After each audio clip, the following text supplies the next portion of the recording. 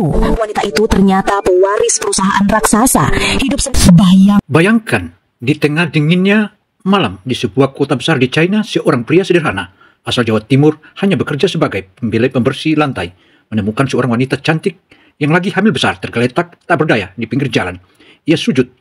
Wanita itu ternyata pewaris perusahaan raksasa, hidup sendirian, dihianati orang yang dicintainya, dan sedang terbaring mempertahankan hidupnya, ditolak ke rumah sakit karena penampilan lusuhnya. Saudara, kisah nyata ini merupakan salah satu kisah yang sangat-sangat haru dan menyedihkan. Tetapi, seorang TKI Indonesia ini, dia begitu sabar, begitu telaten, dan akhirnya dari miskin menjadi sultan dan kaya raya di China. Ada sisi edukasinya yang maha dasar dan sangatlah penting untuk kita simak bersama-sama. Ayo kita tonton bersama.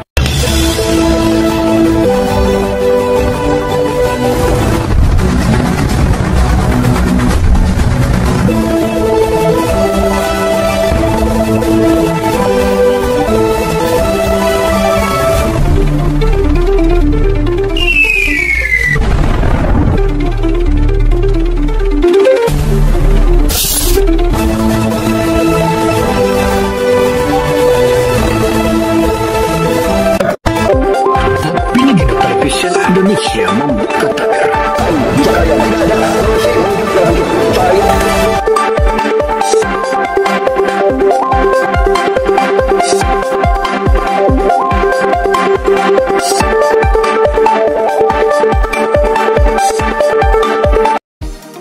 Jumpa lagi dengan Opini Gino Television Indonesia. Kali ini Opini Gino mengabarkan dan mengisahkan tentang bagaimana seorang atau perjuangan seorang TKI di China.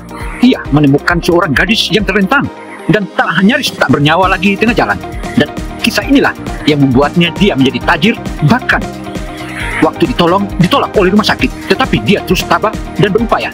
Bahkan ia melakukan salah satu berbagai upaya untuk bagaimana menolong wanita hamil yang ditemukan di tengah jalan tersebut. Bagaimana kisahnya? Mari kita ikuti media ini hingga akhir agar tak gagal paham. Wanita itu ternyata pewaris perusahaan. Bayangkan, di tengah dinginnya malam di sebuah kota besar di China, seorang pria sederhana asal Jawa Timur hanya bekerja sebagai pembersih jalanan menemukan seorang wanita cantik hamil besar tergeletak tak berdaya di sudut gang kumuh. Ia tak tahu, wanita itu ternyata pewaris perusahaan raksasa, hidup sendirian, dihianati orang yang ia cintai dan sedang bertarung mempertahankan hidupnya. Ditolak rumah sakit karena penampilan lusuhnya, pria ini memilih mempertaruhkan tenaga dan waktunya untuk mengantarkannya pulang. Dan dari pertemuan singkat yang penuh ketulusan itu, sebuah kisah takdir dimulai. Kisah yang akan membawa pria sederhana ini menjadi suami sang bos besar. Siapa yang tersimpan di balik wanita cantik hamil besar ini? Inilah kisah nyata kehidupan seorang tenaga kerja Indonesia yang bekerja di China. Dan dia dalam perjalanannya pulang dari pabrik tempat dia bekerja, dia menemukan seorang gadis yang lagi hamil terbaring di tengah jalan. Hasil observasi dan pemantauannya, mau tidak mau, gadis yang ditemukan di tengah jalan itu harus diselamatkan dan mana diantar, malah rumah sakit tersebut menolaknya. Untuk itu saudara, mari kita ikuti media ini hingga akhir agar tak gagal paham. Malam itu, suhu di kota kecil yang terletak di pinggiran provinsi Guangdong, China, terasa menusuk tulang. Lampu jalan hanya menerangi sebagian, meninggalkan sudut-sudut gelap yang penuh misteri. Kecil berisi peralatan kebersihan. Pekerjaannya sebagai pembersih jalanan memang sering membuatnya harus berkeliling hingga larut malam. Di bawah cahaya lampu redup, langkah Jumano terhenti. Matanya tertuju pada sosok perempuan yang terbaring di sudut gang, nyaris tak terlihat di balik tumpukan kardus bekas. Tubuhnya gemetar, nafasnya terengah-engah. Dari perut yang membuncit, Jumano langsung tahu bahwa perempuan itu sedang hamil besar. Wajahnya cantik dengan kulit pucat khas orang Tiongkok, namun kini terlihat letih dan penuh penderitaan. Astaga, Nona, Anda baik-baik saja? Tanya Jumano sambil berjongkok mendekat. Tak ada jawaban, hanya suara napas berat dan rintihan pelan yang terdengar. Saudara, dalam penemuannya seorang gadis yang terbaring dan terlentang di tengah jalan itu, ia bingung apa yang harus dilakukan, sementara perempuan atau gadis yang terbaring itu sedang dalam hamil atau bunting besar. Dan inilah satu-satunya jalan yang harus dilakukan. Dan dia bertanya, dia lakukan berbagai macam pertanyaan, tetapi tidak ada jawaban. Yang ada hanya mengelas dan mengelus. Itulah yang bisa dia temukan, yang ada dalam pemikirannya. Dia harus diselamatkan dan dia harus dibawa ke rumah sakit. Untuk itu saudara, ikuti terus dan ikuti terus. Tangan Jumano meraba keningnya, panas. Sepertinya perempuan itu demam. Ia mencoba membangunkannya, namun tubuh perempuan itu terasa lemas tak bertenaga. Di sekitar mereka, gang itu sepi. Hanya terdengar suara tetesan air dari atap seng yang bocor. Bau sampah menyengat menusuk hidung. Jumano tahu, jika ia membiarkan perempuan ini di sini, nyawanya mungkin tak tertolong. Dengan kekuatan seadanya, ia mengangkat tubuh perempuan itu ke pelukannya. Meski berat, Jumano memutuskan untuk membawanya ke rumah sakit terdekat. Ia tak peduli meski dirinya sendiri lelah setelah bekerja seharian. Langkahnya tergesa-gesa melewati lorong-lorong gelap menuju jalan besar di mana lampu jalan sedikit lebih terang. Udara dingin menusuk kulitnya, namun ia terus berjalan. Dalam hatinya ada rasa iba bercampur kekhawatiran. Ia tak tahu siapa perempuan ini, dari mana asalnya, atau mengapa ia bisa tergeletak di gang kumuh seperti itu. Yang ia tahu, ia tak tega meninggalkannya. Sesampainya di depan rumah sakit kecil, Jumano langsung memanggil perawat jaga. "Tolong, perempuan ini pingsan, dia sedang hamil besar," serunya. Namun saat petugas memandang sekilas pada pakaian Jumano yang lusuh dan bau sampah, ekspresi mereka berubah dingin. Mereka saling berbisik dalam bahasa Mandarin yang tak sepenuhnya Jumano mengerti. Salah satu dari mereka berkata dengan nada ragu, "Apakah dia keluargamu? Kalau bukan, kami tak bisa langsung menangani. Bawa dia ke rumah sakit umum." Jumano terdiam, hatinya panas. Dia butuh pertolongan sekarang. "Tolonglah, saya tak peduli soal biaya. Saya akan cari cara membayarnya," ujarnya putus asa. Namun jawaban yang ia terima hanyalah tatapan sinis dan penolakan halus. Dengan berat hati, Jumano kembali mengangkat tubuh perempuan itu. Saudara, rumah sakit yang didatangi oleh penolong ini malah mendapat penolakan dan penolakan. Akhirnya, ia memutuskan untuk keluar dari rumah sakit yang mengusirnya. Karena rumah sakit yang ada di sekitar itu, dia menanyakan bahwa apakah kamu punya duit, sementara dia adalah seorang pemulung atau pekerja jalanan yang penyapu jalan raya. Tentu saja dia memiliki gaji yang sangat sedikit, dan akhirnya petugas rumah sakit memandang remeh dan mengusirnya keluar dari rumah sakit. Padahal seorang ibu atau seorang gadis yang lagi bunting dan hamil ini harus ditolong. Inilah apa yang terjadi selanjutnya. Untuk itu saudara, ikuti terus. Malam semakin larut dan ia tahu ia harus mencari cara lain. Dalam cahaya lampu jalan, ia melihat tas kecil di tangan perempuan itu. Ia ragu untuk membukanya, namun demi mencari identitas, ia memberanikan diri. Di dalam tas, ia menemukan dompet kulit mahal. Ada kartu identitas bertuliskan nama Yuesin, serta alamat yang tertera di sebuah distrik elit kota tersebut. Jumano menatap wajah perempuan itu yang masih terkulai di pelukannya. "Namamu Yuesin, ya? Baiklah Nona, aku akan mengantarmu pulang," gumamnya. Dengan langkah pasti, meski tubuhnya mulai letih, ia memutuskan untuk menuju alamat yang tertera di kartu itu. Ia tak tahu bahwa malam ini akan menjadi awal dari perubahan besar dalam hidupnya. Perubahan yang akan membawanya dari jalanan kumuh menuju puncak kejayaan. Angin malam berhembus semakin dingin, menusuk kulit dan membuat telapak tangan Jumano mulai mati rasa. Ia memeluk erat tubuh Yuesin yang masih tak sadarkan diri, sambil sesekali mengatur napas agar tidak kehabisan tenaga. Jarak dari gang kumuh menuju distrik elit yang tertera di kartu identitas itu cukup jauh, tapi tekadnya sudah bulat. Ia tak akan membiarkan perempuan ini tergeletak di jalan lagi. Langkahnya tertatih di trotoar, melewati deretan bangunan tua yang sebagian sudah tutup. Lampu neon dari kedai mie yang masih buka memantul di genangan air hujan sore tadi. Beberapa orang yang melihatnya membawa seorang wanita hamil tampak terkejut. Sebagian hanya memandang tanpa menawarkan bantuan. Di kota besar seperti ini, rasa empati kadang kalah oleh rasa curiga. Sesekali Jumano berbicara pelan, seolah mencoba membangunkan Yuesin. "Nona, kita hampir sampai. Bertahanlah sedikit lagi." Namun, hanya terdengar desahan lemah dari bibirnya. Setelah hampir 1 jam berjalan, ia sampai di kawasan yang berbeda 180 derajat dari gang kumuh tadi. Jalanan lebar, bersih, dengan pohon-pohon rapi di sisi kiri kanan. Lampu jalan terang benderang, dan rumah-rumah besar berdiri megah dengan pagar tinggi. Plakat alamat yang ia pegang di tangan cocok dengan salah satu gerbang rumah mewah berwarna hitam mengkilap. Saudara, kisah haru perjuangan seorang TKI yang terus memangku dan memandu serta menggendong gadis hamil bunting ini, ia tetap saja tabah dan terus berupaya untuk mencari alamat yang dicari. Dan alhamdulillah alamat tersebut ditemukannya, dan begitu ditemukannya, ia langsung mengetuk pintu dan selanjutnya. Jumano menelan ludah. Ia belum pernah menginjakkan kaki di lingkungan seperti ini. Namun demi menyelamatkan Yuesin, ia memberanikan diri menekan bel di samping gerbang. Tak lama, intercom berbunyi. Suara seorang pria, mungkin satpam, terdengar dari balik speaker. "Mrs. Shea, kamu siapa?" Jumano gugup, lalu menjawab campuran bahasa Mandarin sederhana dan bahasa tubuh. "Saya menemukan nona ini di jalan. Namanya Yuesin. Dia pingsan, hamil besar. Tolong buka pintunya." Ada keheningan beberapa detik, lalu terdengar suara terkejut di seberang. "Sungmah, Yuesin Xiaoqia?" Gerbang otomatis pun terbuka perlahan, menampilkan halaman luas dengan jalan setapak menuju pintu utama. Seorang pria berseragam satpam berlari menghampiri, diikuti dua wanita paruh baya yang berpakaian seperti pembantu rumah tangga. Wajah mereka panik ketika melihat Yuesin tak sadarkan diri di pelukan Jumano. "Tolong bawa dia masuk, cepat!" teriak salah satu pembantu itu. Di dalam rumah, suasana mewah langsung menyambutnya. Lampu kristal besar menggantung di langit-langit, lantai marmer putih berkilau, dan aroma wangi samar dari bunga segar memenuhi udara. Mereka membaringkan Yuesin di sofa empuk berlapis kain beluru biru. Salah satu pembantu segera memanggil dokter pribadi keluarga. Sementara itu, satpam menatap Jumano dengan raut curiga. "Bagaimana kamu menemukan Yuesin? Dan siapa kamu sebenarnya?"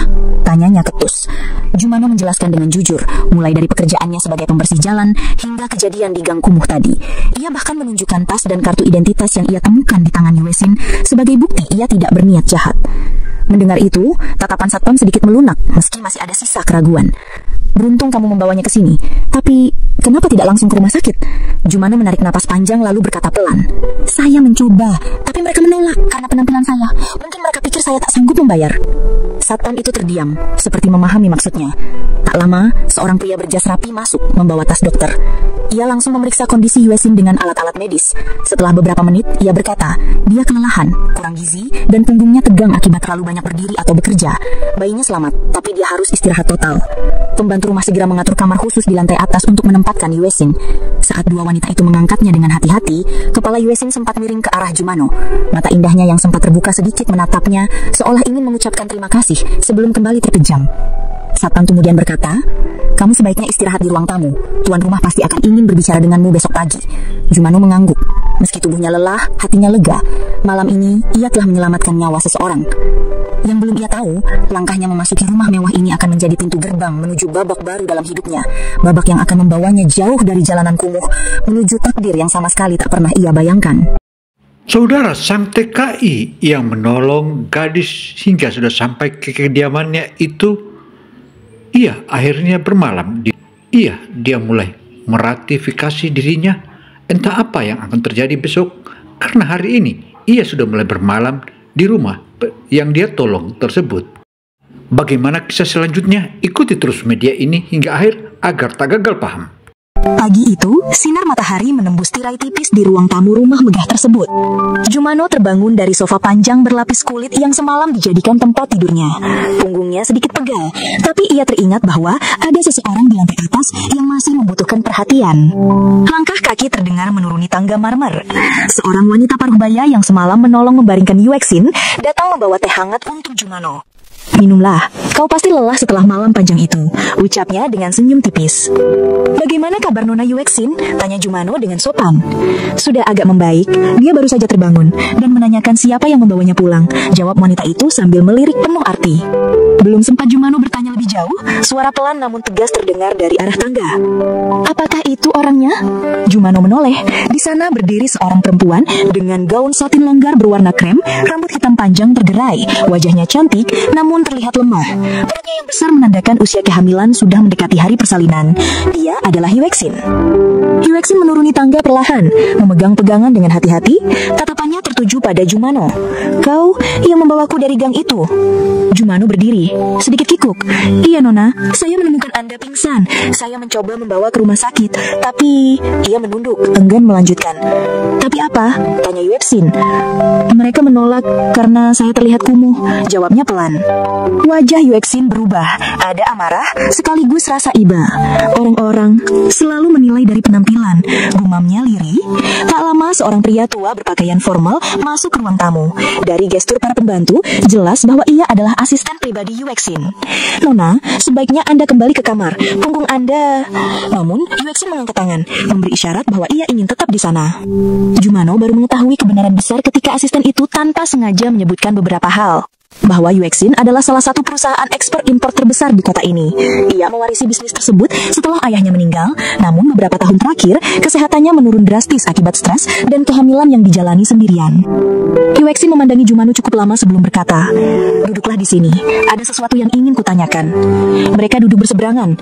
Yuexin mulai bercerita, suaranya pelan namun tegas. "Aku ditinggalkan oleh orang yang seharusnya bertanggung jawab atas kehamilanku. Semua orang mengira aku kuat, tapi aku lelah, terutama di bagian punggung. Setiap malam terasa seperti neraka." Jumano memperhatikan lalu berkata, "Kalau hanya pegal di punggung, mungkin saya bisa membantu. Di kampung saya di Jawa Timur, saya sering memijat orang tua yang sakit. Saya juga tahu sedikit tentang ramuan herbal untuk mengurangi nyeri." Yuexin tampak ragu, tapi rasa sakit yang ia rasakan membuatnya tak punya banyak pilihan. "Baiklah, tapi hati-hati, aku tidak mau ini memperburuk kondisiku." Mereka pindah ke ruang santai yang lebih hangat. Jumano meminta Yuexin duduk di kursi empuk, lalu mulai memijat punggungnya perlahan. Jemarinya menekan titik-titik yang terasa tegang. Yuexin terkejut, pijatan itu terasa berbeda, bukan asal menekan, tapi seolah tahu di mana letak pusat rasa sakitnya. "Rendahkan sedikit bahunya." "Ya, seperti itu," ujarnya pelan. Kau belajar dari mana?" tanya Yuexin sambil menegam lega. "Dari ibu saya, beliau dulu dukun pijat di desa. Saya sering membantu," jawabnya sambil terus memijat. Setelah beberapa menit ia berhenti dan mengambil botol kecil berisi minyak herbal yang dibawanya di tas kerja. Ini minyak dari kampung, dibuat dari campuran jahe merah, serai, dan minyak kelapa. Hangatnya bisa membantu peredaran darah. Saat minyak itu dioleskan, aroma rempah langsung memenuhi ruangan. Yuexin menghela nafas lega. Rasa sakit yang selama ini menghantuinya mulai mereda. Untuk pertama kalinya dalam berbulan-bulan, ia merasa sedikit nyaman. "Aku tidak menyangka kau bahkan lebih baik dari terapis yang biasa kupanggil," ujar Yuexin dengan senyum tipis. "Saya hanya ingin membantu, saya tidak mengharapkan imbalan," jawab Jumano dengan jujur. Sejak hari itu hubungan mereka mulai berubah. Setiap sore setelah Jumano selesai bekerja membersihkan jalan, ia datang ke rumah Yuexin untuk memijat punggungnya dan membawakan ramuan herbal hangat. Yuexin yang awalnya canggung mulai merasa tenang setiap Jumano ada di dekatnya. Yang tak disadari keduanya, sentuhan sederhana itu perlahan menumbuhkan sesuatu yang lebih dalam di hati mereka. Namun, jalan menuju perasaan itu masih panjang karena status dan dunia mereka terlalu jauh berbeda. Hari-hari berlalu dan rutinitas itu terus berulang. Setiap sore setelah membersihkan jalan, Jumano datang ke rumah besar milik Yuexin.